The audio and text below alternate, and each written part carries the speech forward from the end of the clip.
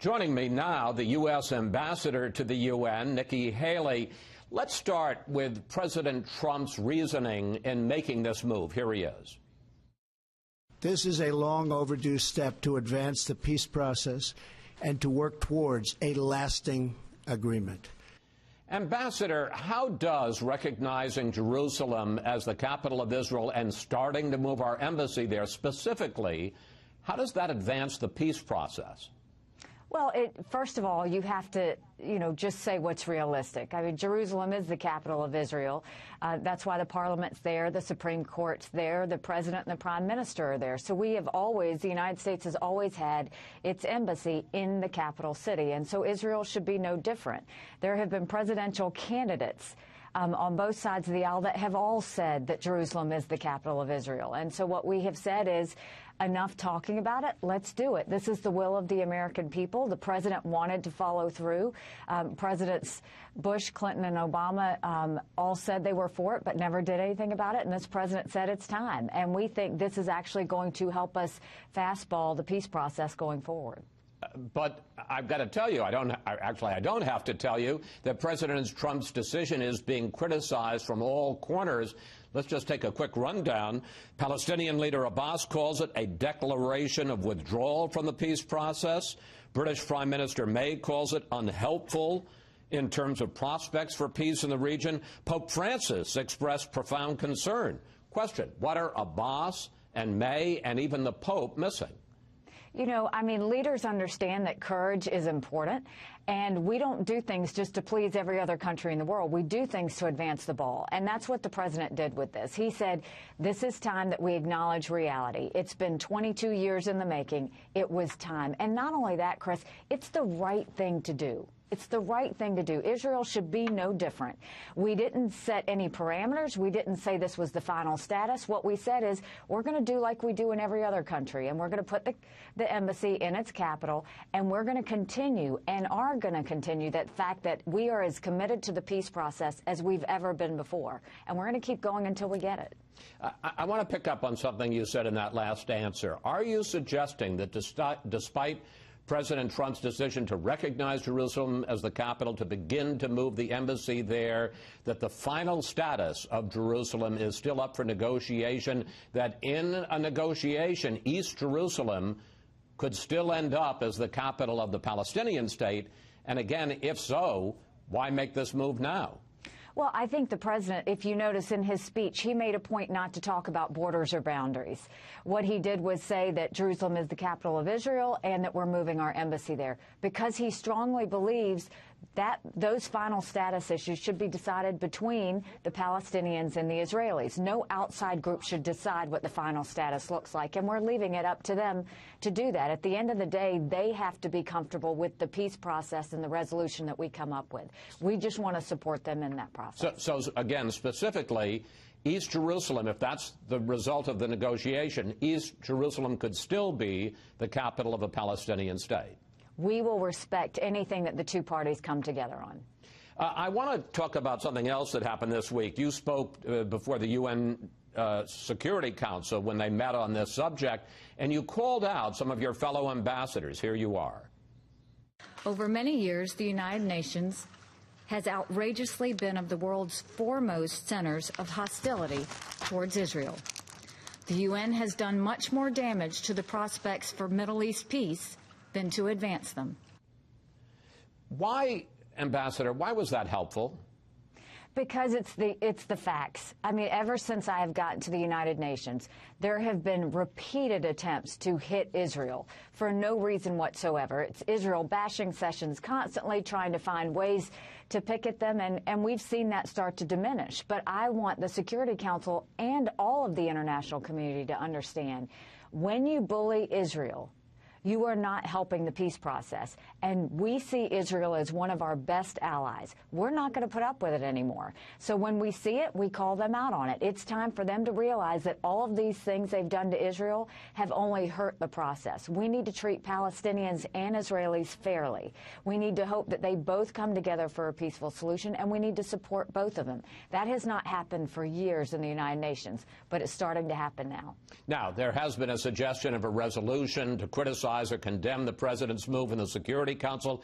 Of course, you would veto that, so the suggestion is perhaps it would be the UN General Assembly that would pass a resolution. What would the U.S. reaction be to that? Oh, I would have a strong reaction to that. We have the right to do whatever we want in terms of where we put our embassies. We don't need other countries telling us what's right and wrong. And, you know, what I have always said is if we are honest, if we tell the truth, that's when peace comes.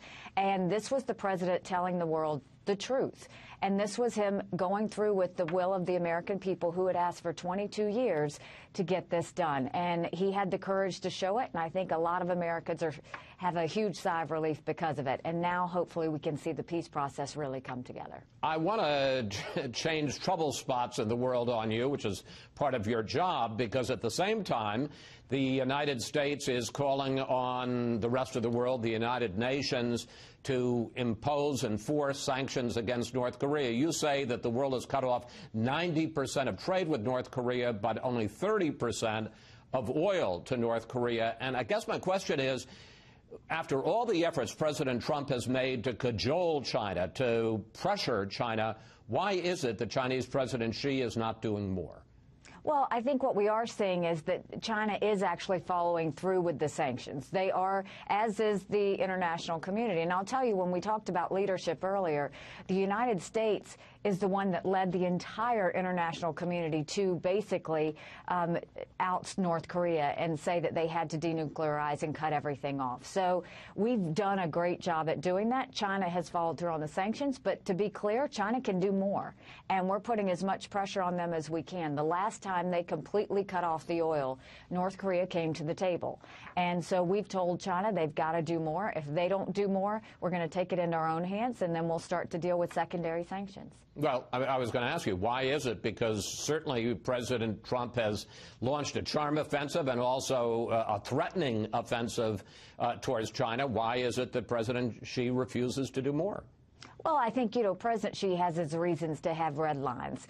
But President Trump and President Xi have a very good relationship. And for that, I think that's why we've gotten as far as we have in getting what we've gotten done. But President Trump is really starting to put the pressure on, saying that they've got to do more.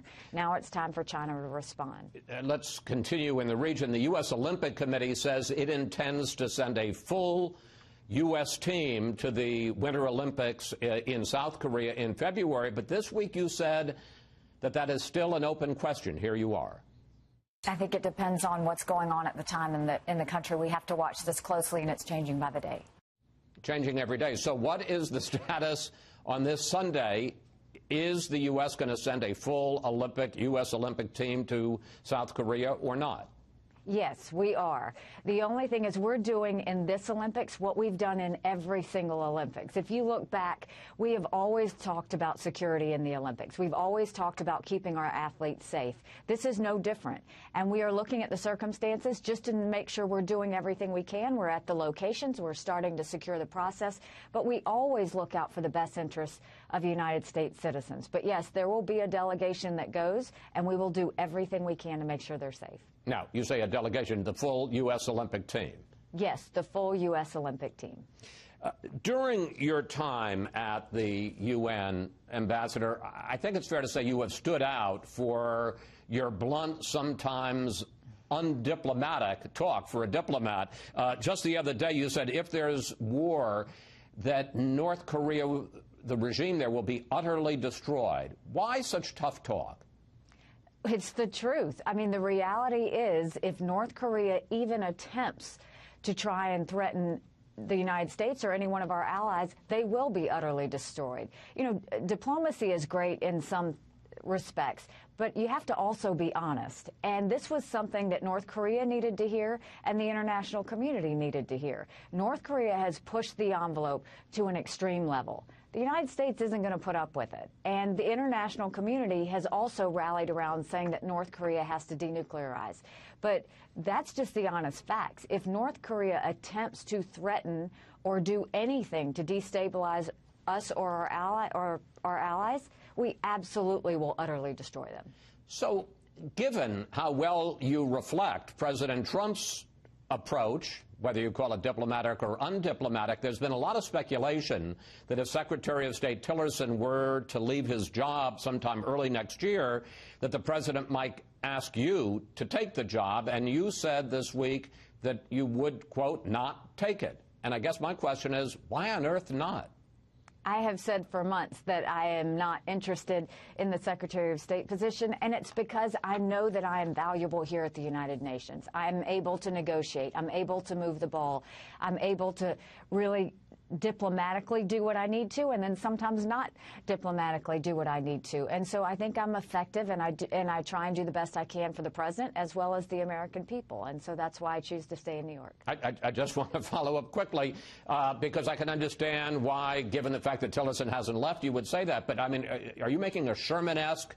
And as a Southerner, you'd understand what that means, a Sherman-esque comment? Absolutely not. You would not take the Secretary of State job? I would not take it. I am perfectly happy in New York and trying to be as effective as I can, and will continue to do so as long as the president will allow me to serve. Ambassador Haley, thank you. Thanks for your time this weekend. Always good to talk with you. Thanks so much, Chris.